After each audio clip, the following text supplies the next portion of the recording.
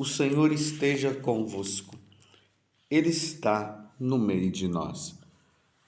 Proclamação do Evangelho de Jesus Cristo, segundo Mateus. Glória a vós, Senhor.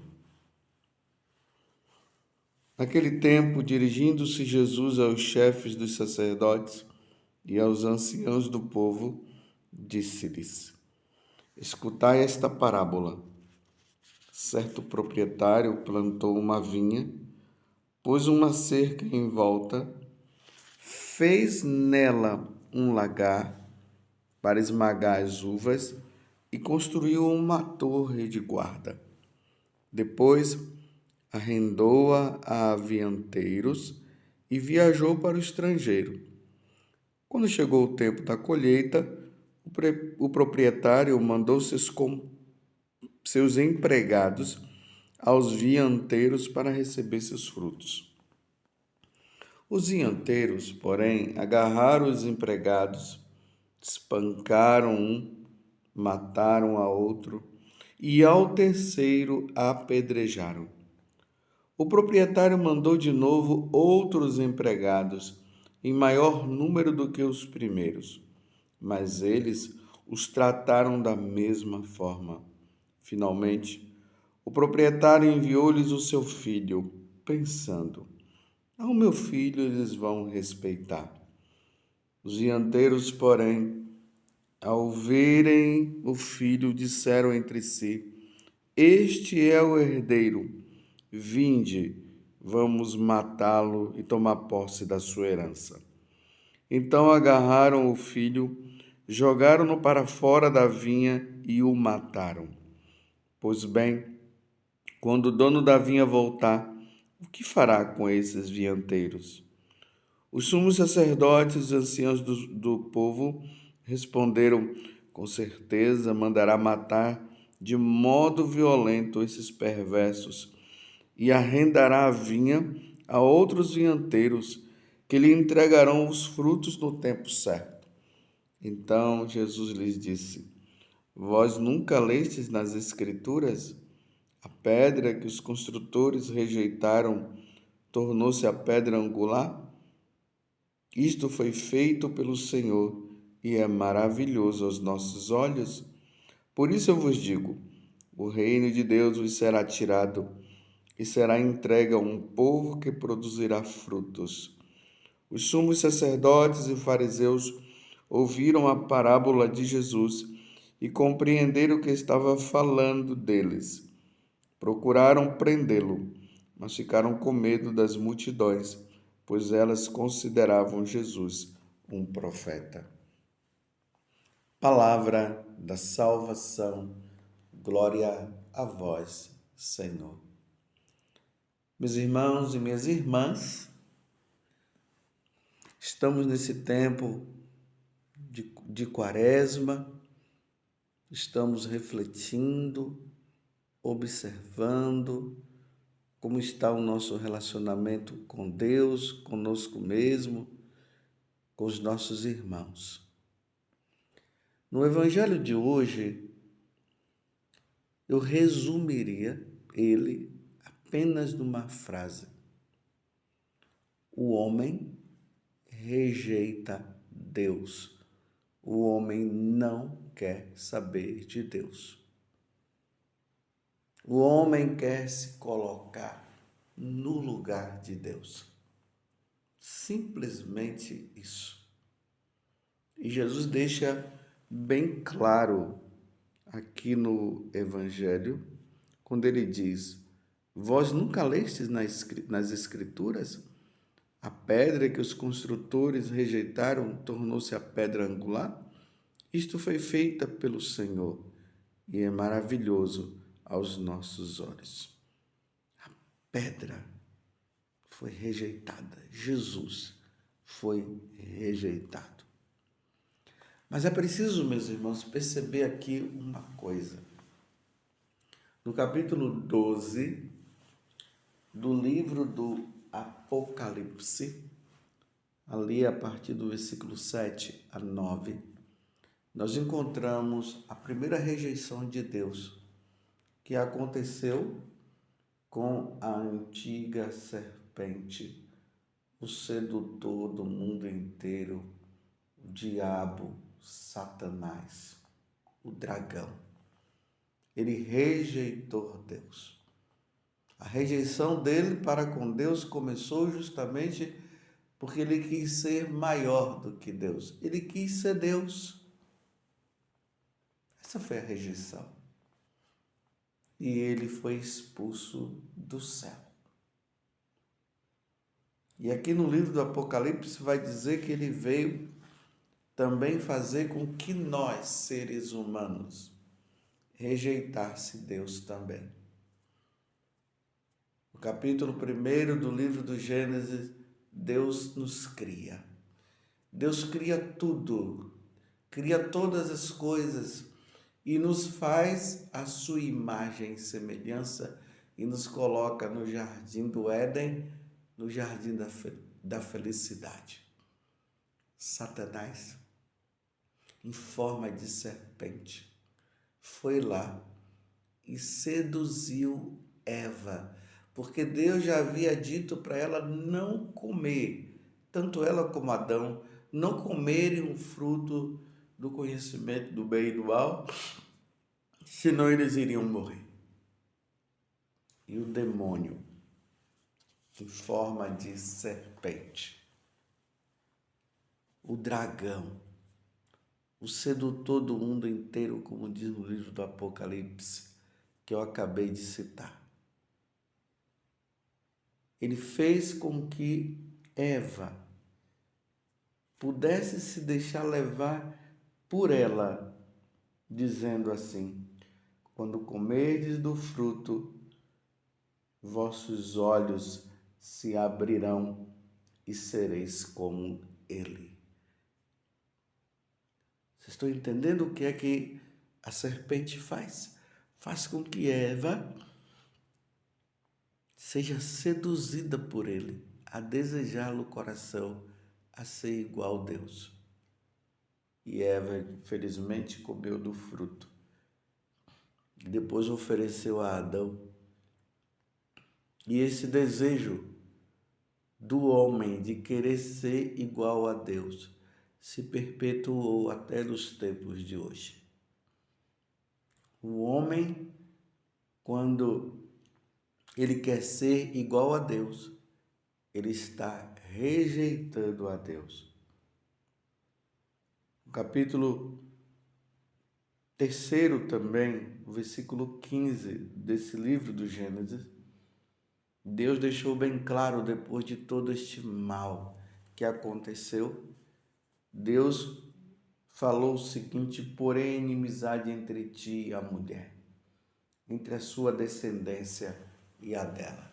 A partir de então, houve e haverá, até o fim dos tempos, essa inimizade entre a Igreja de Nosso Senhor Jesus Cristo,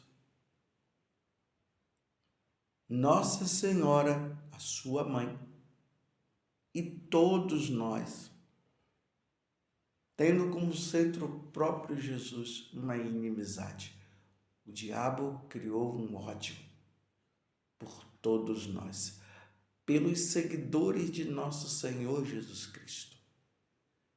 E a partir de então, ele vem nos seduzindo cada vez mais, para que nós nos tornemos cada vez mais inimigos do Senhor. E também, a partir de tudo isso, nos levando a essa grande rejeição de Deus. O demônio não quer que Jesus reine, que Jesus seja o Senhor. Como tinha uma música antiga que se cantava muito na igreja: reina Jesus o Senhor, impera Jesus o Senhor. E vemos também aquele lema de São José Sanches: viva Cristo Rei e Nossa Senhora de Guadalupe. Nós precisamos, meus irmãos, nos apoiar cada vez mais diante de nosso Senhor Jesus Cristo. Nos apoiemos em Jesus, nos apoiemos em Nossa Senhora. Tanto que no capítulo 1, versículo 24 do Evangelho de São Marcos, quando Jesus entra na sinagoga, vocês viram? Vocês vão ouvir agora o que é que o diabo fala para Jesus. Ele diz o seguinte: que tens tu conosco, Jesus de Nazaré? Viestes nos perder? Sei quem és, o Santo de Deus. Aqui já há uma preocupação dele quando ele vê Jesus. Ele já se preocupa porque ele quer reinar. Ele quer reinar nos nossos corações. Ele quer reinar nas nossas vidas. Mas ele sabe que a força dele é perdida em nosso Senhor Jesus Cristo. Quando Jesus morre na cruz, Jesus o vence. Mas mesmo assim, diante de um mistério que nós não conseguimos entender, até o fim dos tempos, até a vinda de nosso Senhor Jesus Cristo, ele continuará fazendo de tudo para nos perder, para nos tornar inimigos de Deus. E essa inimizade nos levará sempre a uma rejeição. Nós não queremos que ele reine no meio de nós. Este é o lema que Satanás imprimiu no nosso coração desde quando ele enganou Adão e Eva no paraíso. E há um combate entre nós. E nós precisamos compreender que nós somos de Deus e que precisamos permitir que Jesus continue reinando na nossa vida, para que um dia nós possamos estar com Jesus no céu.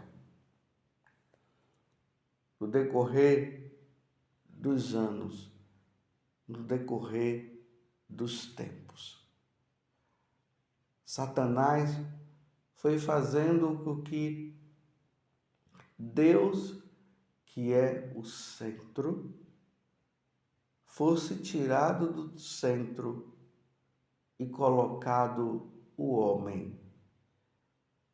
Vocês precisam notar isso na história da humanidade. Na época em que a Renascença surgiu, porque a Renascença ela surge depois da Idade Média. Na Idade Média, que Satanás tem querido imprimir, que é a Idade das Trevas, mas na verdade é a Idade da Luz, era o tempo em que Deus estava no centro. Tudo que o homem fazia tinha como meta Deus, tinha como meta a transcendência, ou seja, as coisas do alto, como São Paulo vai dizer, buscai as coisas do alto, aonde Deus está. Mas com esse movimento da Renascença, que surge mais ou menos ali pelo século XIV e vai se encerrar mais ou menos pelo século XVI, embora não se tenha uma data muito clara a respeito disso. Foram surgindo os intelectuais. E os intelectuais, chamados os iluminados, os humanistas, eles começaram a dizer que o homem é mais importante do que Deus. Aqui está aquela frasezinha que o próprio diabo colocou: sereis como deuses. O homem querendo ser Deus. E esses movimentos, eles conseguiram penetrar através da cultura, através da religião, através das famílias, através da política. Eles foram se infiltrando e colocando essas ideias anticristã, anticatólica, anti-Deus. E aí nós podemos entender anticristo, o anticristo. E através de tudo isso, eles vêm trabalhando e nós precisamos entender que quem está por trás de tudo isso é Satanás. Satanás está por detrás de tudo isso, imprimindo cada vez mais no coração do homem a rejeição de Deus. E nós precisamos, meus irmãos, estar atentos. Olhemos os tempos de hoje que você vai observar. Satanás, tem usado o homem, aqui eu vou repetir, nas grandes instituições, que antigamente Deus estava ali no centro, para tirar Deus e colocar o homem. Então vocês vejam na família, o diabo tem trabalhado de toda forma para destruir as famílias. Como? Destruir a família como? Tirando Deus. Vejam nas escolas. Ele tem penetrado nas escolas e doutrinado os alunos para que os alunos rejeitem a Deus, colocando o homem como centro. Na igreja, observe a igreja também. Os ensinamentos que já não tem mais como fundamento a Sagrada Escritura, os santos padres, são colocados esses teóricos pagãos e colocando eles como a sabedoria. A sabedoria vem de Deus.